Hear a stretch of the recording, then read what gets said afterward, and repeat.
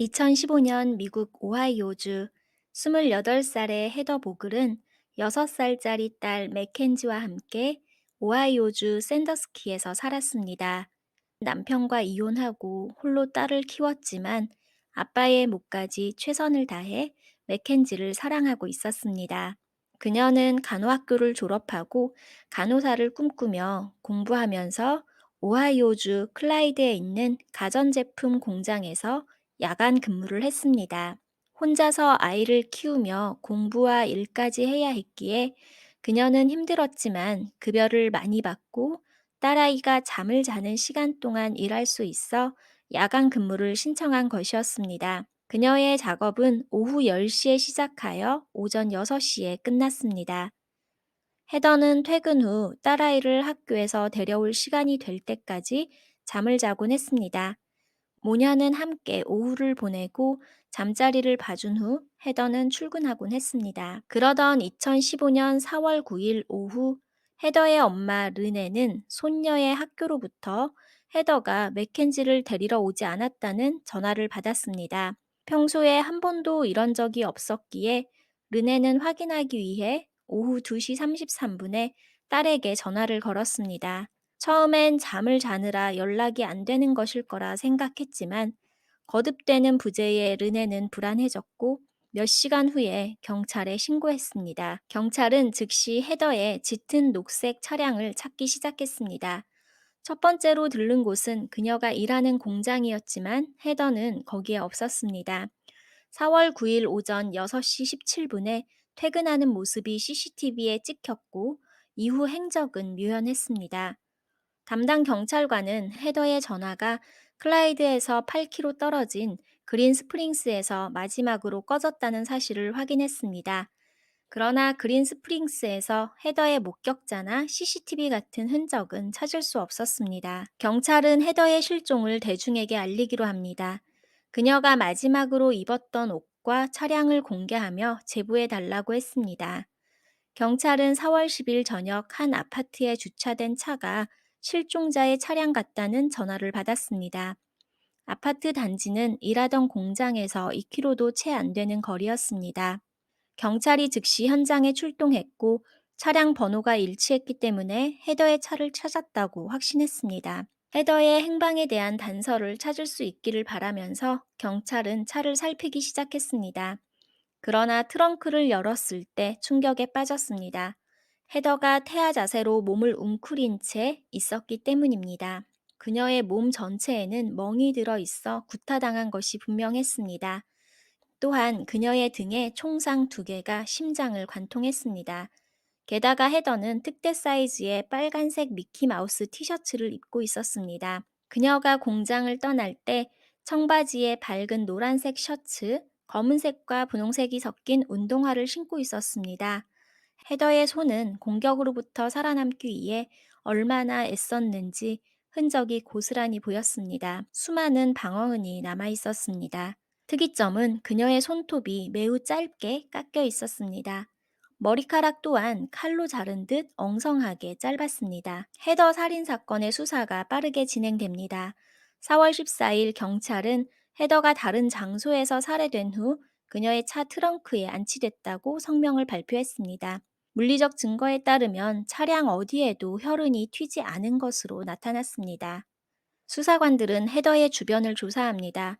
헤더에게는 일주일 전 헤어진 카멜라라는 여성이 있었습니다. 그들은 같은 공장에서 일했는데 양성애자였던 헤더는 그녀와 몇 번 데이트했습니다. 하지만 머지않아 그 둘은 서로의 가족에 관해 논쟁을 벌이며 싸운 후 이별한 상태였습니다. 헤더의 집에서 분노 섞인 카멜라의 편지가 발견되었기에 살해 동기가 있다고 생각했습니다. 수사관 오커넬이 카멜라의 행적을 낱낱이 조사했고 그녀를 불러 신문했지만 명백히 그녀는 범인이 아니라고 판단했습니다. 수사관은 헤더 전화기의 사진첩을 살펴본 후 그녀가 가끔 대마초를 피우는 것을 알아냈습니다. 그녀의 차량이 발견된 아파트에 판매상이 있었고 그녀가 퇴근 후 대마초를 사러 그곳에 갔을 거로 생각한 오커넬은 아파트 단지를 수색하게 되었습니다. 주민 한 명 한 명 인터뷰하던 중 오커넬은 수상해 보이는 한 여성과 마주합니다. 그녀는 키오나 보르라는 젊은 여성으로 수사관의 방문을 불쾌해했고 인터뷰를 꺼렸습니다. 무엇보다 그녀는 큰 사이즈의 미키마우스 티셔츠를 입고 있었습니다. 오커넬은 그녀가 심히 수상하다고 판단합니다. 그는 키오나를 조사하기 시작했습니다. 그녀의 페이스북 게시물에서 자백처럼 보이는 글을 발견합니다. 이런 일이 발생하다니 믿을 수 없어 라는 짧은 글이었지만 오커넬은 살인을 저지른 후 후회하는 키오나의 심리라고 생각했습니다. 그녀의 집을 수색했지만 수상한 것은 발견되지 않았습니다. 용의자 키오나는 신문을 받고 석방되었습니다. 그러나 오커넬은 여전히 그녀를 수상하게 생각하고 다시 그녀를 뒷조사하던 중 이번엔 남자친구가 용의선상에 오릅니다. 오마르 세트첼은 과거 가택 침입 및 총기 혐의로 복역한 전과가 있었습니다. 그는 헤더의 시신이 발견되던 날 키오나의 아파트에 있었고 이 사실을 알게 된 오커넬은 더욱 의심했습니다. 그러나 오마르 역시도 헤더와 접점이 없었습니다. 16년간 살인 사건이 두 번 일어났던 작은 마을에서 헤더의 사건에 모든 사람의 이목이 쏠려 있었습니다. 경찰은 대중에게 현재 두 명의 용의자가 있으며 사건이 곧 해결될 것이라고 알렸습니다. 오커넬은 한 소식통으로부터 오마르의 친구인 케이리 제프리가 살인에 사용된 총기가 들어있는 검은 가방을 강에 던졌다는 말을 전해 듣습니다. 즉시 다이버를 동원해 강을 수색했으나 가방을 끝내 찾을 수 없었습니다. 오커넬은 세 명이 공범이라 믿으며 강도 높은 수사를 이어갔지만 세 명은 모두 헤더를 전혀 모르는 사람이라는 말만 되풀이합니다. 또한 그들에게선 동기가 될 만한 점도 없었습니다. 오커넬의 동료들은 합법적인 수사가 아니라며 걱정했습니다. 헤더의 짧은 손톱 끝에서 DNA도 검출되었지만 이는 세 명의 DNA와 일치하지 않았습니다. 그럼에도 오커넬은 자기 생각대로 그들을 기소하려 했습니다.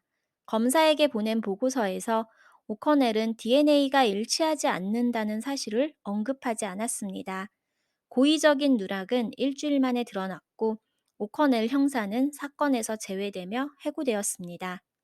끝내 3명의 혐의를 찾지 못했고 경찰서는 1년 가까이 수사를 진척시키지 못했습니다. 샌더스키 카운티는 크리스 힐턴이라는 새로운 보안관을 헤더 사건의 담당 수사관으로 앉혔습니다. 크리스는 재빨리 행동에 나섭니다. 그는 헤더의 전화기를 심층 조사했습니다. 휴대전화가 꺼진 위치는 그린 스프링스였지만 구글 데이터를 통해 확인하니 헤더는 실종 당일 아침 퇴근 13분 후 에머럴 이스테이츠 트레일러 공원에 있었던 것으로 나타났습니다. 경찰은 2017년 5월 31일 이 데이터 추적을 통해 에머럴 이스테이츠 트레일러 공원에서 49살의 다니엘 마이어스를 만나게 되었습니다. 그는 자녀를 두고 이혼해 홀로 트레일러에서 생활하며 가전제품 공장에서 일하던 남자였습니다. 매일 헤더와 함께 일했고 다니엘 근무 시간은 헤더의 근무 시간과 동일했습니다. 수사관들이 다니엘의 트레일러에 방문했을 때 마침 그는 집에 있었고 수사에 협조하는 모습을 보였습니다. 하지만 다니엘은 헤더와의 관계를 묻는 말에 동료였지만 말 몇 마디 나누지 않은 거의 모르는 사이라 했습니다. 인터뷰 나누는 동시에 트레일러 안을 살피던 경찰의 눈에 띄는 것이 있었습니다. 트레일러의 바닥 판이 일부만 교체되어 있었고 매트리스는 비교적 새 것이라는 점이었습니다. 인터뷰를 마치면서 그에게 DNA 샘플을 요구했으나 DNA는 주지 않겠다며 거부했습니다. 하지만 이틀 후 경찰은 DNA 수집에 대한 영장을 가지고 재방문해 그의 DNA를 받을 수 있었습니다. 헤더의 손끝에서 발견된 DNA와 다니엘의 DNA 분석 결과 일치한다는 사실을 확인하고 경찰은 즉시 다니엘을 체포하였습니다. 헤더의 사망 후 부모와 친구들이 남겨진 어린 맥켄지를 위해 고펀드미 페이지에서 모금한 적이 있었습니다. 경찰은 당시에 다니엘이 15만 원 상당 기부하며 따뜻한 조의 편지까지 남긴 것을 확인합니다. 그의 기고문에는 헤더 당신은 정말 놀라운 사람이었습니다. 우리는 비록 짧은 시간 동안만 서로를 알고 지냈지만 직장에서 더 이상 당신의 미소를 볼 수 없게 되어 마음이 혼란스럽습니다. 당신은 내 생각 속에 항상 있을 것입니다.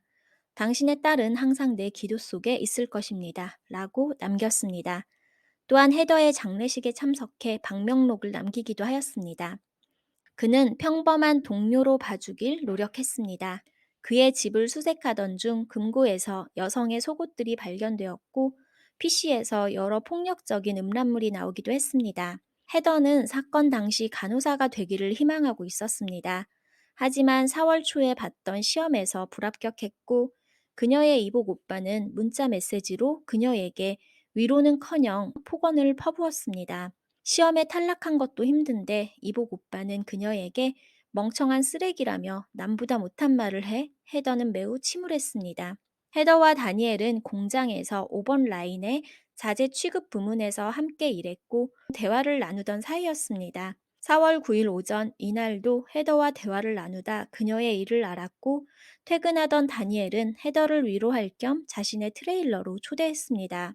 처음엔 낙방한 그녀를 위로하는가 싶더니 이내 흑심을 드러냅니다. 그녀도 마음이 통해서 같이 온 줄 알았는데 헤더는 전혀 그럴 마음이 아니었습니다. 덮치려는 그를 온 힘을 다해 방어했습니다. 그러나 좁은 트레일러 안에서 그녀는 이내 쓰러지고 다니엘은 그녀를 제압하려 했지만 쉽지 않았습니다. 무자비한 폭력이 이루어졌고 이미 피투성이가 되었지만 끝까지 헤더는 그를 막아보려 했습니다. 온 힘을 다해 헤더를 제압하느라 다니엘의 욕구는 사라졌고 그는 결국 그녀의 등에 2번 총을 발사했습니다. 헤더가 트레일러에 온 지 1시간 만에 발생한 일이었습니다. 그는 숨이 멎어가는 헤더의 윗옷을 벗겨내 자신의 빨간 미키마우스 티셔츠로 갈아입혔습니다. 그녀에게 긁힌 것이 생각나 손톱 밑에 자신의 DNA가 나올 것을 염려한 그는 손톱깎이로 그녀의 손톱을 매우 바싹 깎았습니다. 헤더의 손목에 수갑을 채우고 발목을 묶은 후 트렁크에 시체를 옮겨 싣고 가까운 아파트 단지에 주차해 두고 4km를 걸어서 트레일러로 돌아왔습니다. 그는 4월 15일에 바닥판을 구입했고 4월 말에 새 매트리스를 구입했다고 말했습니다. 다니엘의 트럭 GPS를 확인하자 그는 사건 발생 전 평소 헤더의 집 앞을 지나는 경로를 자주 이용했지만 헤더의 사망 이후로는 한 번도 그 경로를 지나지 않았습니다. 경찰은 또한 다니엘의 전 여자친구 레이 슬루더와 관련된 사건을 제기했습니다. 레이는 2009년 2월 28일 자신의 이동식 주택에서 숨진 채 발견됐습니다. 다니엘은 그날 밤 보안관 사무실에 전화를 걸어 레이가 스스로 총을 쏴 침실에서 죽은 채 발견됐다고 말했습니다. 레이는 2009년 당시 다니엘과 같은 공장에서 일하던 여성이었습니다. 또한 다니엘과 같은 트레일러 공원에 살아 그들은 쉽게 연인이 되었습니다. 레이는 가슴에 총상을 입은 채 침대 위에 누워 있었고 옆에 소총이 놓여 있었습니다. 레이의 죽음은 자살로 판결됐지만 그녀의 여동생은 레이가 총을 좋아하지 않았고 소유하지도 않았으며 총을 장전하는 방법도 몰랐다고 말했습니다. 그녀는 레이가 소총을 사용하여 자살했다고 믿지 않았습니다. 크리스 힐튼은 레이의 사망에 대한 조사를 재개했습니다. 보고서에 따르면 당시 다니엘은 레이가 경미한 우울증을 앓고 있다고 말했습니다. 조사가 재개됐지만 기소된 사람은 없으며 크리스에 의해 수사는 계속될 것입니다. 재판에는 다니엘의 성인된 딸도 증언했습니다. 그녀는 16살 이후로 아버지의 트레일러를 방문하지 않는다고 했습니다. 16살 때 남자친구와 함께 아버지를 방문했었는데 언쟁 이후 자신과 남자친구를 때리려 했기 때문에 그 이후로 연락을 끊었습니다. 그보다 어릴 적에 한 번은 아버지를 방문했다가 휴대전화에 찍힌 영상을 보게 됩니다. 침대에 묶인 여성을 폭력적으로 대하는 아버지의 모습에 충격을 받기도 했었습니다. 10여 명의 여성이 증인으로 나서기도 했습니다. 그중 몇 명은 같이 일하던 동료였습니다. 그들 증언에 따르면 대부분 다니엘과 좋은 연인이 되길 바라는 마음으로 시작했지만 다니엘은 폭력적이고 통제적인 사람이었습니다. 데이트 중 그는 폭행을 일삼는 것이었습니다. 원치 않는 강간을 당해 몇 명의 고발로 다니엘은 합의로 무마하거나 짧은 시간 징역을 살기도 했습니다. 그러나 대부분 직장이나 주변에 알려지면 부끄럽기도 하고 해고될까 두려워 그를 고발할 수 없었다고 합니다. 한편 2016년 7월 헤더의 사건 초기 지휘를 맡았던 오코넬 형사에게 징역 2년이 선고되었습니다. 당시 미혼모로 아들 한 명을 키우며 요양원에서 일하고 있던 키오나는 공개 용의자로 수사를 받으며 직장에서 해고되었고, 그녀의 아들 또한 비난으로 학교에 다니지 못했습니다. 주민들로부터 온갖 협박과 비난에 시달려야 했습니다. 당시 입고 있었던 미키마우스 옷 역시 후드 티셔츠로 헤더가 입었던 것과 캐릭터만 같을 뿐 전혀 다른 사이즈, 스타일이었습니다.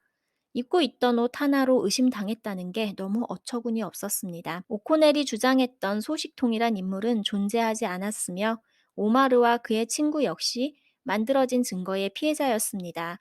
일각에선 3명을 인종차별의 피해자로 보기도 했습니다. 헤더가 살해된 직후 가전제품 공장의 다른 직원은 오코넬 형사에게 의심 가는 인물이 있다고 제보했었습니다. 그는 이미 다니엘이 공장의 여직원들을 그의 트레일러에 초대하는 것을 알았습니다. 그러나 이미 3명의 용의자에게 집착하고 있던 오커넬은 후속 조치를 하지 않았습니다. 직장 동료를 대상으로 좀 더 집중적으로 수사했다면 금방 나올 수도 있었습니다. 진짜 살인자는 활개치고 다니는 가운데 무고한 3사람에게 피해를 줬습니다. 그는 증거 조작에 대해 유죄를 인정했습니다.